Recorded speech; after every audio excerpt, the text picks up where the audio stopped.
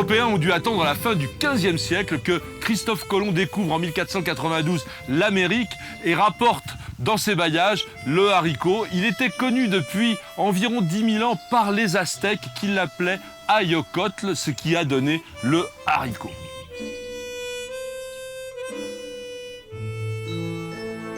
Pour les botanistes, le haricot s'appelle Phaseolus vulgaris. Il appartient à la famille des fabacées.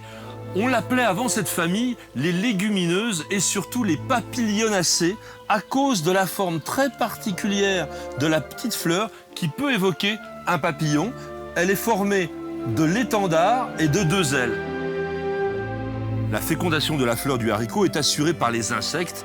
On dit qu'elle est entomophile. Lorsque l'insecte a pénétré la fleur et qu'il l'a fécondée en déposant involontairement le pollen sur le pistil, eh bien l'ovaire qui est ici va grossir et va petit à petit s'allonger et nous donner ce bébé haricot que l'on appelle tout simplement une gousse.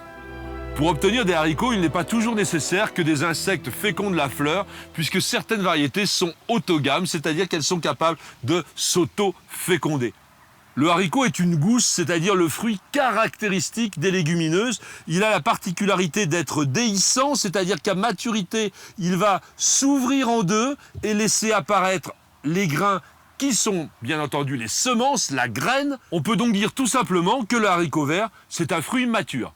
Si on laisse la gousse parvenir à maturité, les petits grains qui sont ici vont se développer et l'on va obtenir soit des cocos, des chevriers, des flageolets, ces haricots en grains qui étaient les seuls à être connus par les Aztèques à l'époque. On peut dire que le haricot vert est un légume typiquement européen. En fonction du type de haricot que l'on désire récolter, il faut adapter la variété et c'est pas cela qui manque. Allons voir cela en détail. Le haricot en grains constitue la première source de protéines végétales au monde et il devrait être beaucoup plus cultivé et surtout consommé. On distingue les cocos qui ont des grains ronds avec une petite peau par-dessus que l'on utilise surtout dans le cassoulet ou par exemple le haricot de mouton, des chevriers ou flageolets qui restent verts et qui ont une particularité, c'est d'être extrêmement tendres. Il y a donc maintenant des haricots immatures qui peuvent être des haricots beurre par exemple lorsqu'ils ont une gousse claire ou des haricots verts. On va distinguer les mange-tout qui ont la particularité de ne pas faire de parchemin ou de fil et que l'on peut manger à tous les stades de leur développement. Il va y avoir des tout petits grains dedans, ils sont plus épais, peut-être un peu plus durs.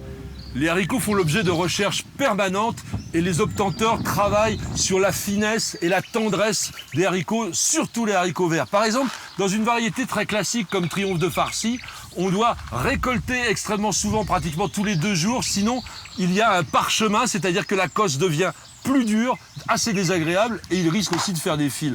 Alors on travaille sur des nains filets sans fil comme Olympus, comme Occinelle, qui sont des variétés très récentes et qui ont la particularité de pouvoir faire quelque chose de très long, très régulier et surtout absolument délicieux et savoureux. Dans une même catégorie de haricots, comme par exemple ici les haricots beurre, vous trouvez des haricots nains ou des haricots aram. L'avantage du haricot aram, c'est qu'il produit beaucoup plus sur une surface plus réduite. En revanche, il demande plus de soins. Un petit secret de jardin, attention les haricots c'est productif, par exemple une petite boîte comme cela de 250 grammes c'est entre 15 et 18 kilos de haricots, donc échelonnez vos semis de manière à en récolter de manière régulière. Nous allons semer maintenant quelques haricots beurre, au boulot. Les premiers semis de haricots s'effectuent vers le mois d'avril, lorsque la terre est déjà réchauffée. Attention, c'est une plante extrêmement frileuse, il ne faut pas moins de 15 degrés pour que la graine puisse germer. Vous avez jusqu'au mois de juillet et comptez environ 90 jours avant d'avoir vos premières récoltes. Petit secret de jardin, surtout pas de fumier frais dans les planches de haricots. Avec la langue de la serfouette, j'ai creusé ce que l'on appelle un rayon, c'est-à-dire un petit sillon.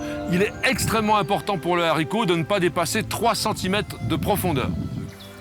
La technique du semis du haricot s'effectue en poquet, c'est-à-dire un petit paquet de graines, 4 à 5 environ, que vous espacez tous les 40 cm. Donc il suffit de se découper une petite pige en bois ou en bambou, et puis nous allons continuer tranquillement notre petit semis en poquet.